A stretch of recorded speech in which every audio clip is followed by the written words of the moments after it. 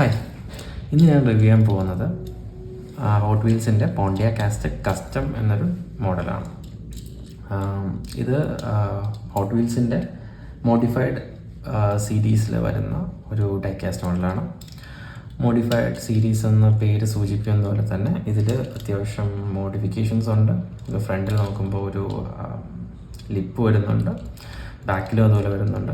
പിന്നെ ഒരു ductile spoiler, പിന്നെ ഇത് ലോവേർഡാണ്. നമുക്ക് നോക്കുമ്പം അറിയാൻ പറ്റും ഇത് ലൈക്ക് റിയൽ കാറിനെ അപേക്ഷിച്ച് നോക്കുമ്പോൾ ഇത് ലോവേർഡ് മോഡലാണ്. പിന്നെ ഞാൻ പറഞ്ഞ പോലെ ഡീക്കാൽസും കുറച്ച് KNNൻ്റെ സ്റ്റിക്കറും യോക്കോഹാമ ടയേഴ്സിൻ്റെ പിന്നെ സ്പാർക്കോയുടെ ഒക്കെ സ്റ്റിക്കേഴ്സ് ഉണ്ട്. പിന്നെ 68 എന്ന് പറഞ്ഞൊരു നമ്പറും ഉണ്ട്. ഇത് പോണ്ടിയാക്കിൻ്റെ ഒരു ഹിറ്റായ മോഡലല്ല ആസ്ടെക്. സോ എല്ലാവർക്കും ഇതൊരു ഇഷ്ടപ്പെടണമെന്നുമില്ല ഈ ഒരു കാറിനെ. റീസൺ ഇതിൻ്റെ ഡിസൈൻ തന്നെയാണ്. കാരണം ജനറൽ മോട്ടോഴ്സ് 1999 ഡിസൈൻ ചെയ്തൊരു കാറാണ് പോണ്ടിയാക് ആസ്ടെക്.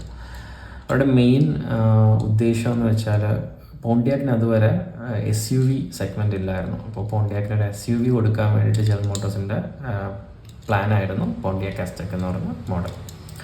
പോണ്ടിയാക് ആസ്ടെക് കാർ എന്തൂസിയാസ്റ്റിൻ്റെ ഇടയിൽ ഇതൊരു അഗ്ലിയസ്റ്റ് കാറാണെന്ന് അറിയപ്പെടുന്ന ഡിസൈൻ കൊണ്ട് തന്നെയാണ്. ഇനിഷ്യൽ 2001 ഇത് റിലീസ് ചെയ്തത്. 2005 വരെ പ്രൊഡക്ഷൻ പോയി. 2001 ഇതിൻ്റെ ലൈക്ക് ഒരു ഹാഫ് പാർട്ട് പ്ലാസ്റ്റിക് ആയിട്ടായിരുന്നു അവർ ഡിസൈൻ ചെയ്തത്. എന്നിട്ട് ഇതിന് ലൈക്ക് അടുത്ത ഇയർ ഇറക്കിയപ്പോൾ അവർ ആ പ്ലാസ്റ്റിക്കിൻ്റെ മേലിൽ തന്നെ പെയിൻറ്റ് അടിച്ച് പ്രൊഡക്ഷൻ ലൈനിൽ വിട്ടു. അപ്പോൾ അങ്ങനെ കുറേ ഇഷ്യൂസ് ഉണ്ടായിരുന്നൊരു കാറാണ്. ഇതിൻ്റെ എൻജിൻ ഫിഗേഴ്സ് നോക്കുമ്പോൾ ഇതിൽ വരുന്ന എൻജിൻ 185 HP 3.4 V6 എൻജിനാണ്.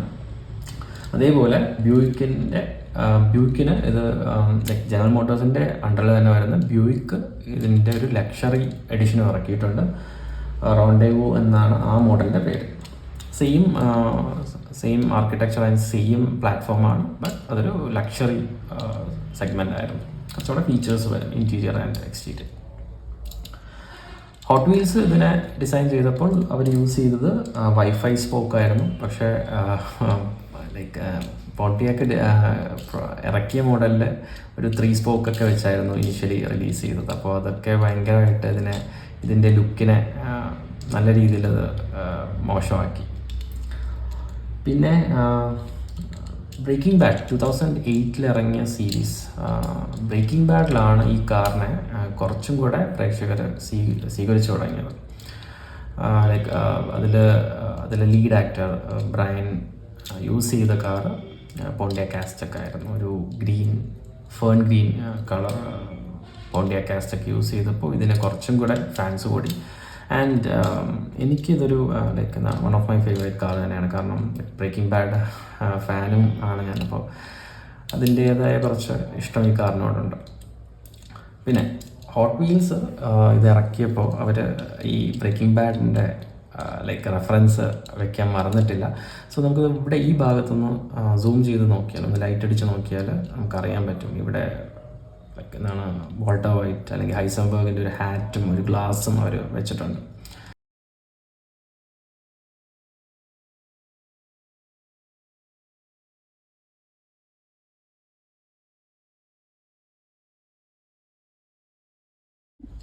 സോ ഇത്രയൊക്കെയാണ് എനിക്ക് ഈ കാറിനെ കുറിച്ച് പറയാനുള്ളത്. So thanks for watching my video. By.